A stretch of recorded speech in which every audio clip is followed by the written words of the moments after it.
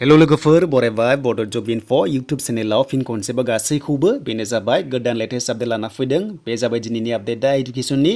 entrance exam जासिगोन apply सोलिगासिनो दङ बेनो जाबाय DEL.ED एडमिशन 2022 दा नोंथांमोना जायफ्रा DEL.ED लानो गोसो दङ इन्टारेस्टेड दङबा भिडिअ नायलांबाय था बेयावबो नोंथांमोना डाइरेक्ट एप्लाइ प्रसेसखौ मोनखासिगोन आरो सोर एप्लाइ खालामनो हागोन आरो मा नांगौ गासिबो डिटेल्सखौ नोंथांमोना मोनखासिगोन बेनिफ्राय आपकामिं टेट एग्जामाव नोंथांमोना बाहागो लानो हागोन जेरै बिटिआर टेट जायोबा नोंथांमोना बाहागो लानो हागोन एपिआरफ्राबो हागोन दा बेखायनो जाय नोंथांमोना टिचार जानो गोसो दङ थ' भिडिअ नायलांबाय था जोबजासिम आरो जायफ्रा दाखालि मेरिट लिस्टआव फैबाय नोंथांमोना जोबोर गोजोनथाव रादाब मोनबाय मानोना नोंथांमोना साक्सेस जाबाय थिग बेबादिनो जायफ्रा डिले लायो नोंथांमोनाबो आपकामिं टेटआव होनानै जब मोननाय जागोन दा बेखायनो जों फैबाय अफिसियेल वेबसाइटआव बेनो जाबाय जोंहा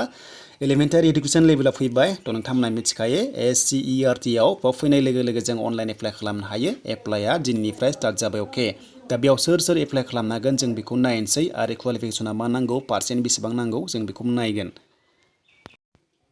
थ' दायो जों डाइरेक्ट लिंकआव फैबाय बे लिंकखौ नोंथांमोना डिसक्रिप्सनाव मोननाय जागोन बेनिफ्राय एप्लाइआ स्टार्ट जाबाय दिनैनिफ्राय आरो लास्ट डेटआ 10 एप्रिलसिम थागोन थ' नोंथांमोना 10 एप्रिलसिम एप्लाइ खालामबाय थानो हागोन आरो बेनो जाबाय एडमिसना 2022 नि आरो कर्सआ जाबाय 2022 निफ्राय 24 सिम 10 एप्रिलआ लास्ट डेट बेनिफ्राय नोंथांमोना एडमिट कार्ड मोननाय जागोन 20 मेआव अके थ' बेनिफ्राय एन्ट्रेन्स टेस्टआ जागोन बे जाबाय 29 मेआव आरो लोगोसे रिजाल्ट ओंखारगोन बे जाबाय 24 जुनाव ओंखारगोन बेनिफ्राय एडमिसना नोंथांमोना जुलाइआव मोनहैनाय जागोन दा ओंखायनो सोर एप्लाइ खालामनो हायो नोंथांमोना जायफ्रा एलिजिबल जायो एप्लाइ प्रसेसखौ नायलांखादो एप्लाइ प्रसेस कन्टिनिउ लाबोखाबाय भिडिअ एसे गोलाव जागोन फाइनाल साबमिटसिम नोंथांमोना नायनो हागोन जायफ्रा एप्लाइ खालामनो सानदों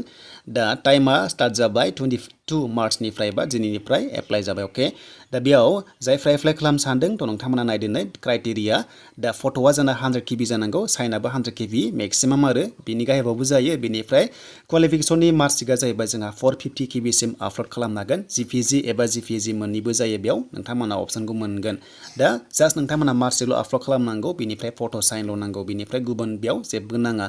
एप्लिकेसन फिसआ प्रिभियासआव जोंहा एसे खममोन बेनो जाबाय 400 मोन देग्लाय बारायनानै थ' बेखौ 600 खालामनायखौ नुनो मोनबाय मानोना 200 बारायबाय आरो बे पेमेन्टखौ नोंथांमोना अनलाइन दाननांगोन आरो बे DEL.ED एडमिशन लानोबा नोंथांमोना साननांगोन बेयाव माखासे फिस दङ अके बे जाबाय प्रिभियासआ 400 मोन दा नै नुनो मोनदों 600 खालामबाय देट मिन्स बारायबाय आरो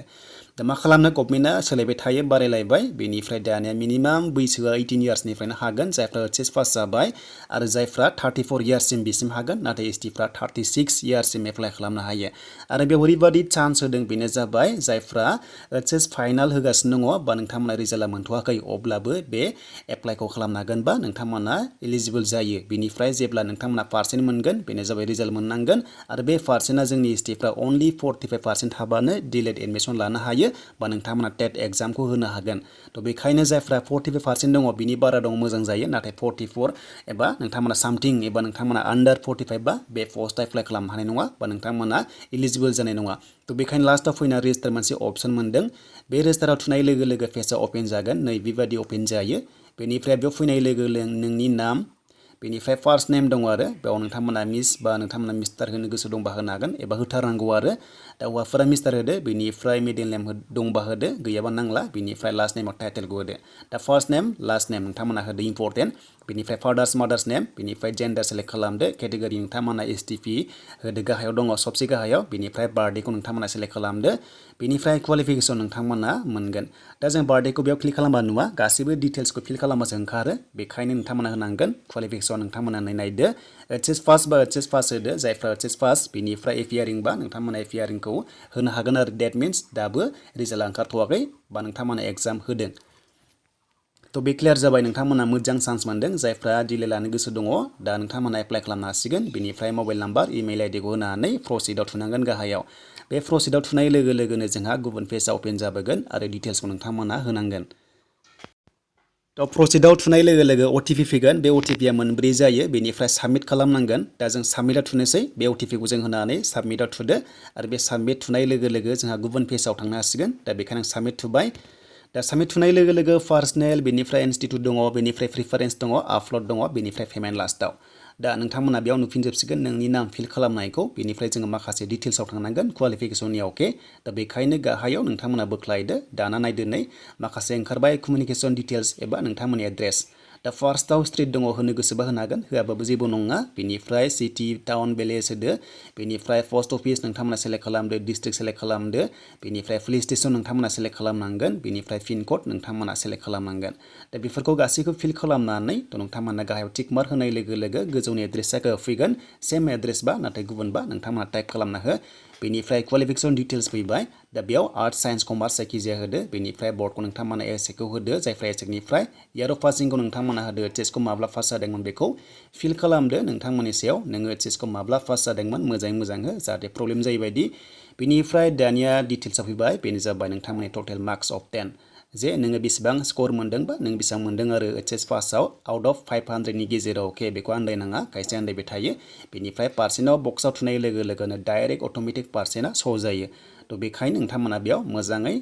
टाइप खालाम जाहाथे मिस्टेक जायै बायदि डकुमेन्ट भेरिफिकेसनाव अके बेनिफ्राय जोंहा नेक्स्टआव थांसै प्रसेसआ बेनो जाबाय आदार डिटेल्सआव जोङो बे डिसेबिलिटि पार्सनखौ येस नो नोंथांमोननि सायाव बेनिफ्राय जों साबमिट एन्ड प्रसिडआव थुना होदो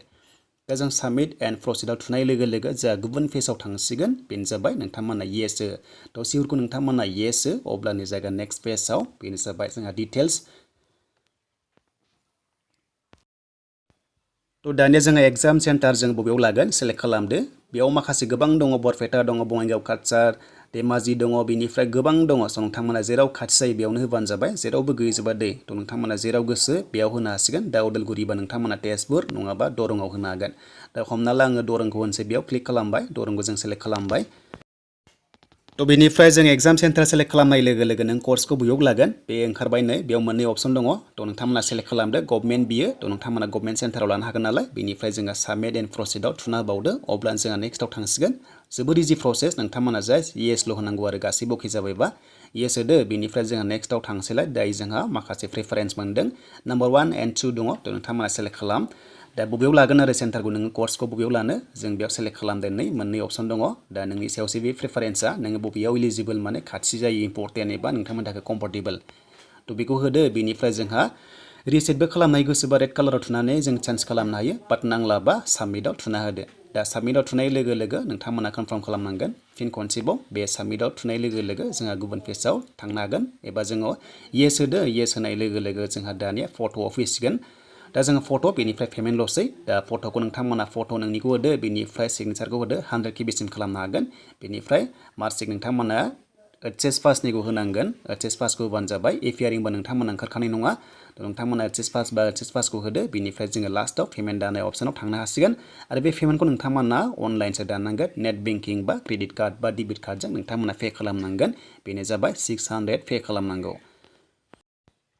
थ' जोङो प्रिभिउ नायनो हायो जों प्रिभिउ नायोबा बेबायदि मोनगोन आरो जे नोङो मा फिल खालामखो जोङो प्रिभिउ नायनो हायो बेनिफ्राय गासैबो अकेबासो जों डिक्लेरेसन मोनसे मोनगोन गाहायाव अपसन बे डिक्लेरेसनाव जों टिक मार्क होनानै जों मा खालामनांगौ जोङो फाइनाल साबमिट जों खालामदो अब्लानो जोङो पेमेन्ट दानाय अपसनाव थांनो हासिगोन दा बेखौथ' नोंथांमोना रोंखासिगोन जास्ट नोंथांमोना बे